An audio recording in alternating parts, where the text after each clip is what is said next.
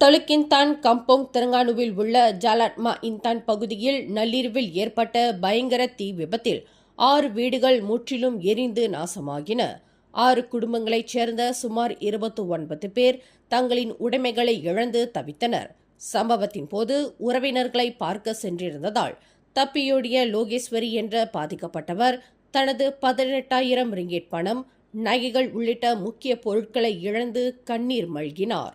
வீட்டில் தனியாக இருந்த ஜெயாவும் அவரது 18 வயது மகள் ரீதாவும் வெளியிலிருந்து வந்த சத்தம் கேட்டு சுதாரித்துக் கொண்டு வீட்டை விட்டு வெளியேறி உயிர் தப்பியுள்ளனர்.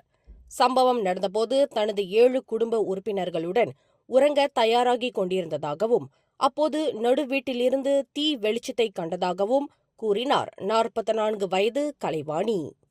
அருகிலிருந்த வீடுகளில் தீ பரவாமல் இருக்க அண்டை வீட்டார் தீயணைப்பு துறையினர் வரும் வரை தண்ணீரை பாய்ச்சி அடித்து உதவினர்.